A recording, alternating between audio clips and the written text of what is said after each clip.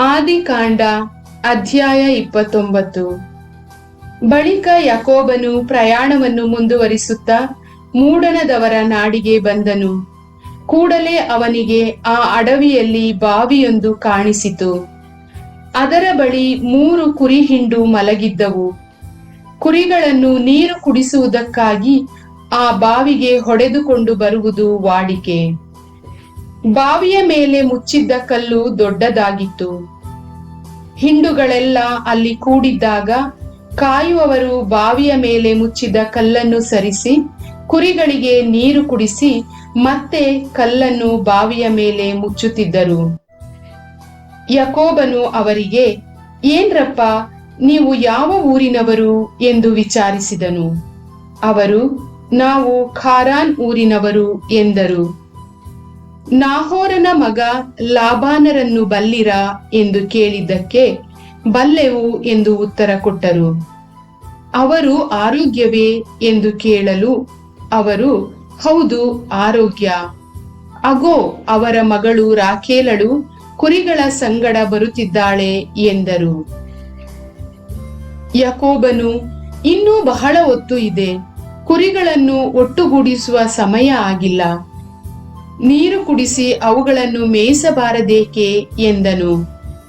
ಅವರು, ಇಲ್ಲ, ಕುರಿಗಾಹಿಗಳೆಲ್ಲ ಒಂದುಗೂಡಿ ಬಾವಿಯ ಮೇಲೆ ಮುಚ್ಚಿರುವ ಕಲ್ಲನ್ನು ತೆಗೆಯುವ ತನಕ ಕುಡಿಸಕೂಡದು. ಅನಂತರ ಕುರಿಗಳಿಗೆ ನೀರು ಕುಡಿಸುತ್ತೇವೆ ಎಂದರು. ಯಾಕೋಬನು ಅವರೊಂದಿಗೆ ಮಾತನಾಡುತ್ತಾ ಇರುವಾಗಲೇ ಕುರಿಗಾಹಿ ರಾಖೇಲಳು ತನ್ನ ತಂದೆಯ ಕುರಿಗಳನ್ನು ಹೊಡೆದುಕೊಂಡು ಅಲ್ಲಿಗೆ ಬಂದಳು.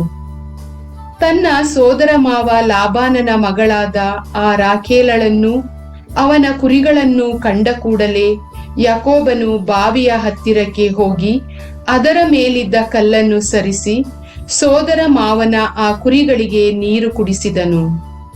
ಅನಂತರ ರಾಖೇಲಳಿಗೆ ಮುದ್ದಿಟ್ಟನು. ಸಂತೋಷ ಉಕ್ಕಿ ಬಂದು ಗಟ್ಟಿಯಾಗಿ ಅತ್ತನು. ತಾನು ಆಕೆಯ ತಂದೆಗೆ ಸೋದರಳಿಯ ರೆಬೆಕ್ಕಳ ಮಗ ಎಂದು ತಿಳಿಸಿದನು. ರಾಖೇಲಳು ಕೂಡಲೇ ಓಡಿ ಹೋಗಿ ತನ್ನ ತಂದೆಗೆ ಸಮಾಚಾರ ಮುಟ್ಟಿಸಿದಳು.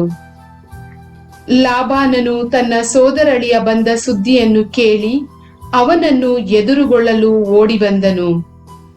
ಯಾಕೋಬನನ್ನು ಅಪ್ಪಿಕೊಂಡು ಮುದ್ದಿಟ್ಟು ಮನೆಗೆ ಕರೆದುಕೊಂಡು ಹೋದನು.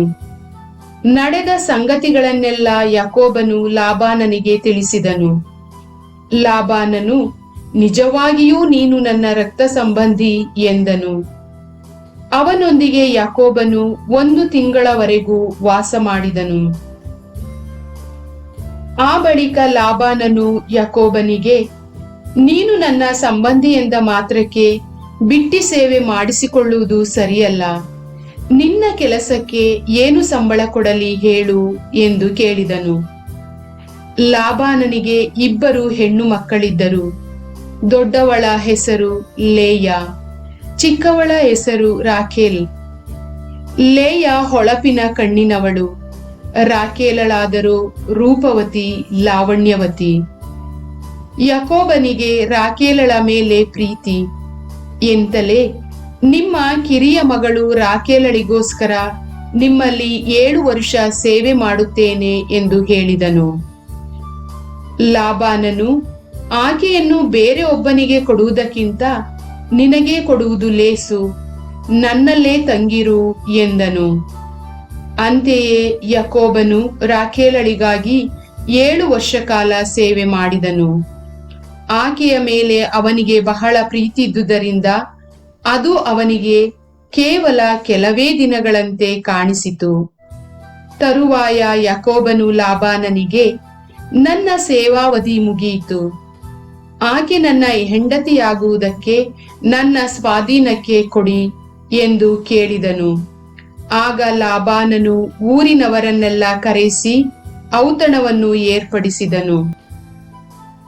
ರಾತ್ರಿಯಾದಾಗ ತನ್ನ ಕಿರಿಯ ಮಗಳು ಲೇಯಳನ್ನೇ ಯಾಕೋಬನ ಬಳಿಗೆ ಕರೆತಂದನು.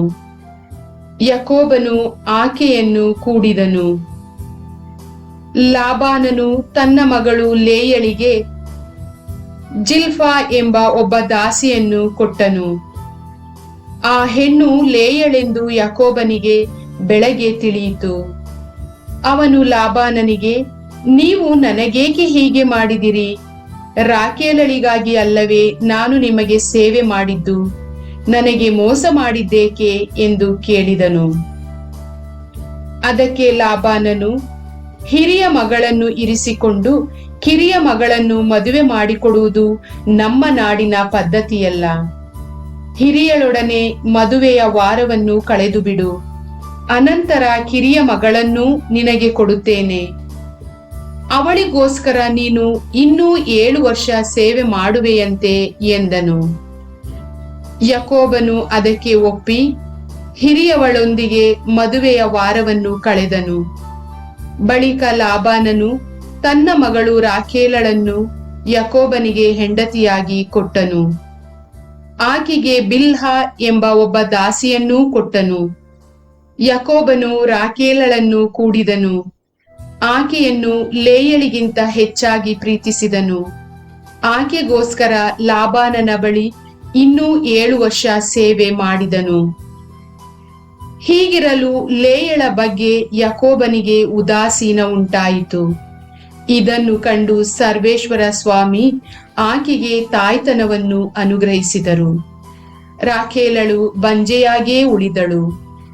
ಲೇಯಳು ಗರ್ಭಿಣಿಯಾಗಿ ಗಂಡು ಮಗುವನ್ನು ಹೆತ್ತಳು.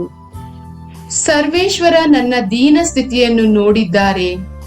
ಇನ್ನು ಮುಂದೆ ಗಂಡ ನನ್ನನ್ನು ಪ್ರೀತಿಸುತ್ತಾನೆ ಎಂದುಕೊಂಡು ಆ ಮಗುವಿಗೆ ರೂಬೇನ್ ಎಂದು ಹೆಸರಿಟ್ಟಳು. ಆಕೆ ಇನ್ನೊಮ್ಮೆ ಗರ್ಭಿಣಿಯಾಗಿ ಗಂಡು ಮಗುವನ್ನೇ ಹೆತ್ತಳು. ನಾನು ಗಂಡನ ಅಲಕ್ಷ್ಯಕ್ಕೆ ಗುರಿಯಾದೆ. ಇದನ್ನು ತಿಳಿದೆ ಸರ್ವೇಶ್ವರ ನನಗೆ ಈ ಮಗನನ್ನು ದಯಪಾಲಿಸಿದರು ಎಂದು ಹೇಳಿ ಆ ಮಗನಿಗೆ ಸಿಮೆಯೋನ್ ಎಂದು ಹೆಸರಿಟ್ಟಳು. ಮತ್ತೊಮ್ಮೆ ಗರ್ಭಧರಿಸಿ ಗಂಡು ಮಗುವನ್ನೇ ಹೆತ್ತಳು. ಈಗಲಾದರೂ ನನ್ನ ಗಂಡನು ನಾನು ಒಂದಾಗುತ್ತೇವೆ. ಅವರಿಗೆ 3 ಮಂದಿ ಗಂಡು ಮಕ್ಕಳನ್ನು ಹೆತ್ತಿದ್ದೇನಲ್ಲವೇ ಎಂದುಕೊಂಡು ಆ ಮಗುವಿಗೆ ಲೇವಿ ಎಂದು ಹೆಸರಿಟ್ಟಳು. ಮಗದೊಮ್ಮೆ ಗರ್ಭಧರಿಸಿ ಈ ಸಾರಿಯೂ ಗಂಡು ಮಗುವನ್ನೇ ಹೆತ್ತಳು. ಈಗ ಸರ್ವೇಶ್ವರ ಸ್ವಾಮಿಯ ಸ್ತುತಿ ಮಾಡುತ್ತೇನೆ ಎಂದು ಹೇಳಿ ಆ ಮಗುವಿಗೆ ಯಹೂದ ಎಂದು ನಾಮಕರಣ ಮಾಡಿದಳು. ಆಮೇಲೆ ಆಕೆಗೆ ಗರ್ಭಧಾರಣೆ ಆಗುವುದು ನಿಂತು ಹೋಯಿತು. ಪ್ರಭುವಿನ ವಾಕ್ಯ.